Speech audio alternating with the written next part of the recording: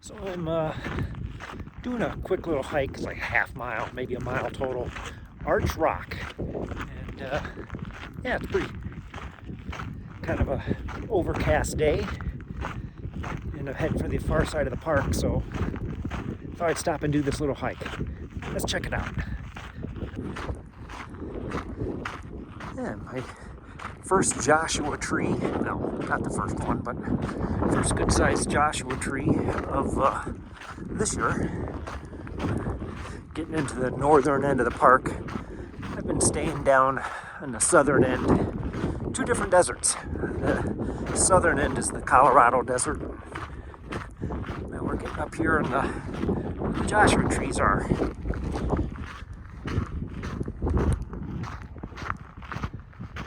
Yeah, gonna be some cool rock formations up here.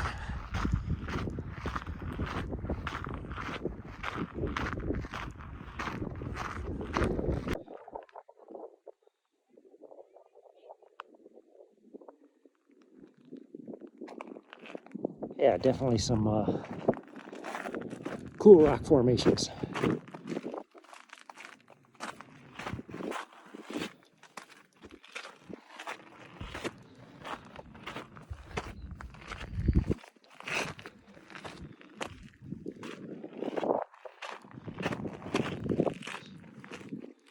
Just wandering around the wandering around the rocks and the Joshua trees.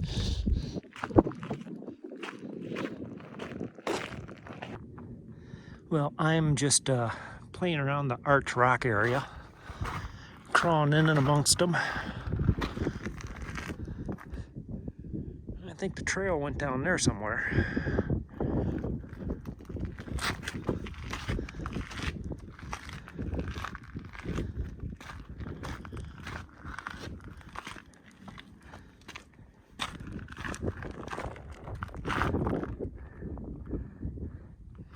Yeah, cool.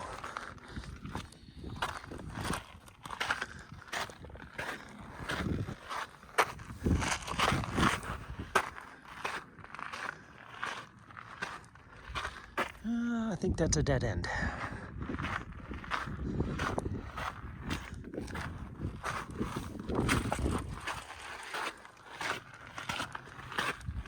I think this is Arch Rock up here.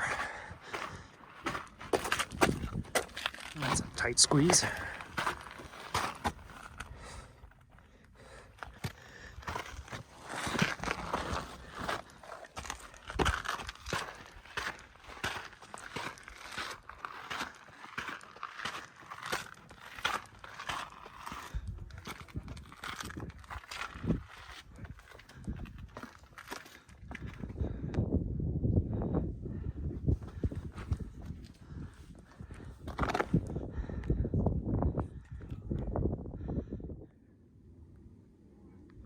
You know, I've said it once and I'll say it again. There's a reason why the national parks are here. Typically, some of the more stunning views of the area. Of course, you're also going to get a lot more people. So I'm always torn. Do I want to see the great vistas? Yes. Do I want to be around a lot of people? No.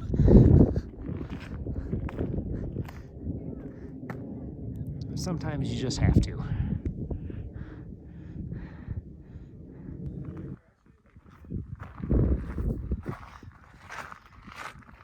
Oh, we're walking the Heart Rock Trail. I think I know why it's got its name. Oh, look at the cool little cholla.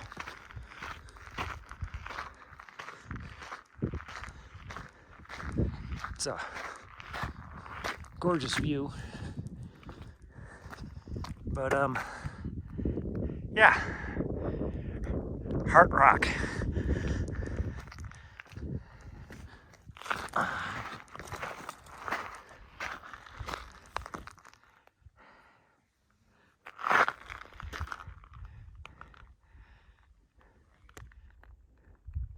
Just gorgeous out here.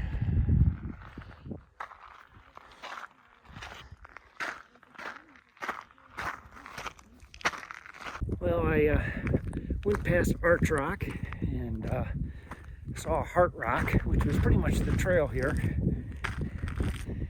And I just kind of kept going. I'm not very far off the trail, just kept pushing past. Because this is kind of stunning.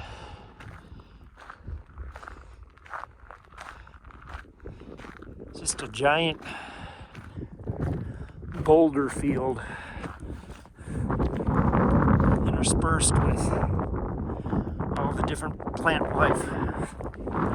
The desert plant life with the Joshua trees and all the different cacti.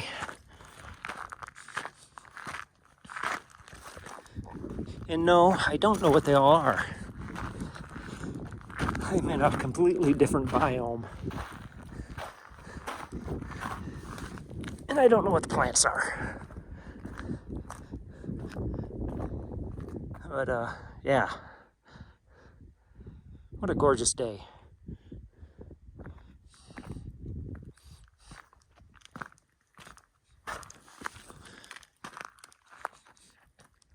Just kind of wandering around.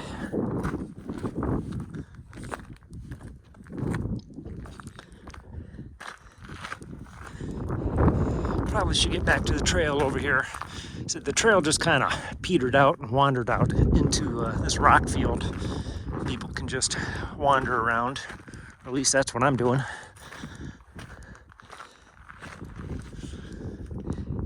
I'm gonna spend the day heading up to the northern end of the park, just because it's been a couple days since I've had cell signal. I thought I'd check in. I'm camping at Cottonwood, which is the southern end of the park, and there is not a lot of hikes. You gotta move to the northern end for all the cool stuff. It's a good 35 miles. So yeah, let's get on down the trail.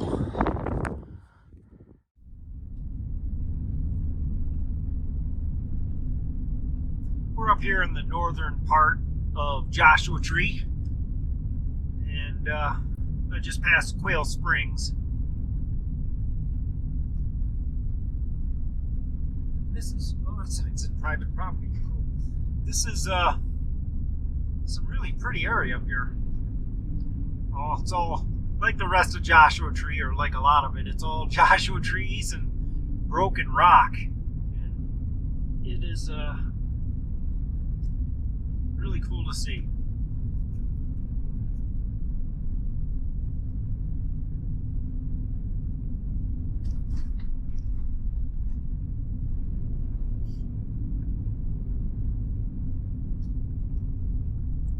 It's been overcast and rainy.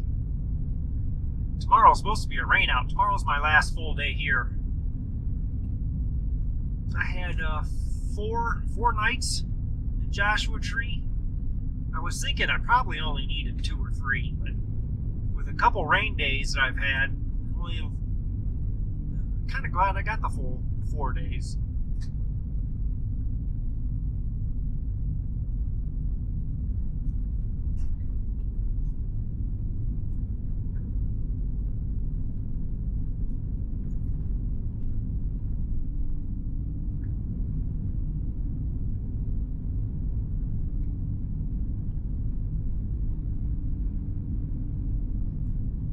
Every time I drive through an area like this, all I can think of is, what would it look like 200 years ago, 500 years ago, before the roads and a lot of the people? Just how rugged, desolate it would be.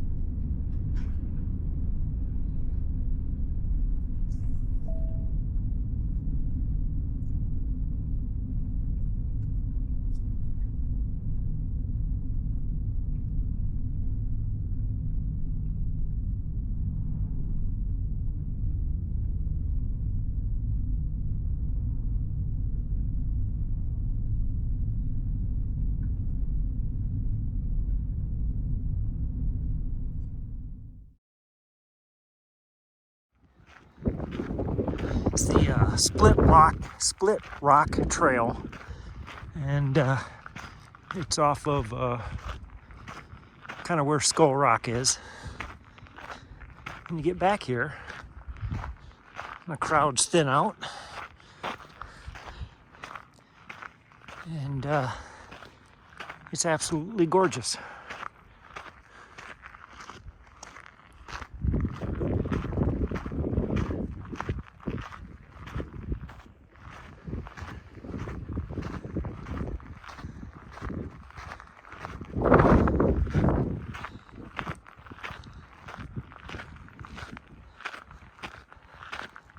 Yeah, this is definitely worth coming.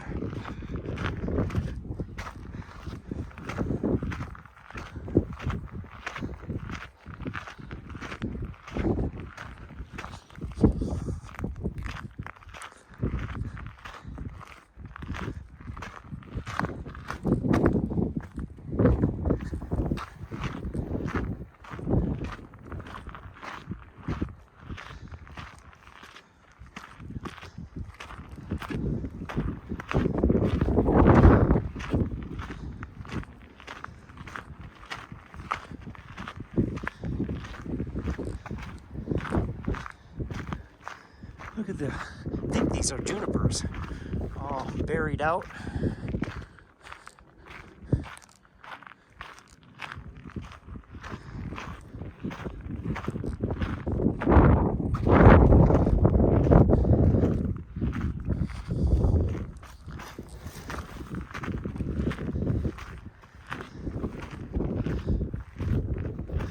Look at this guy. I'm just wandering around Joshua Tree in the Skull Rock area. I call this Face Rock. Do you see the face? I'm going to guess that's a profile.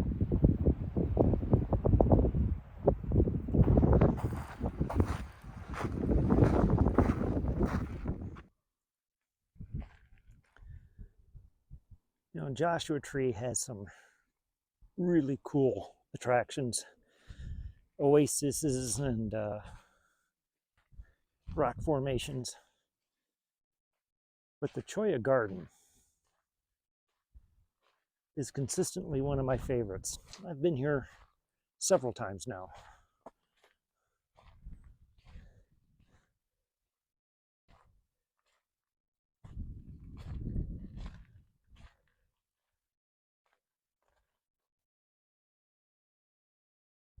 Just a really cool place to wander around. You just don't want to touch anything.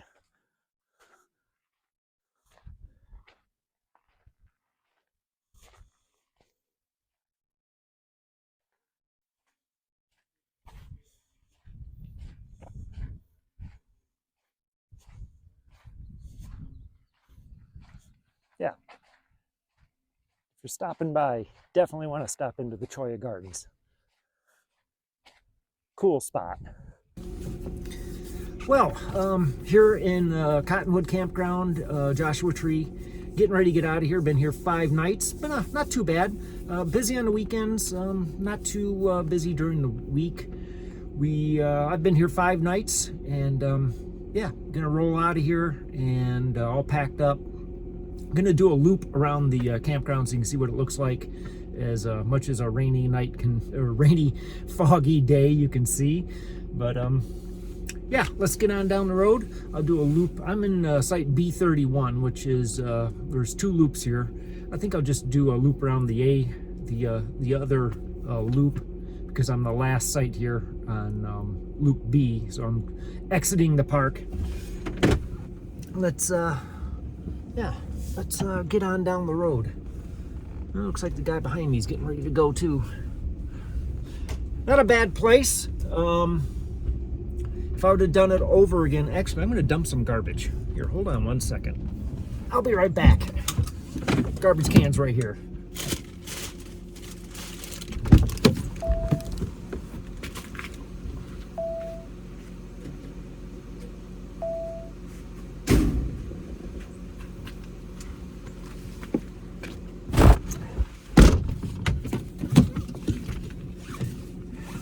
garbage camper was right alongside my campsite.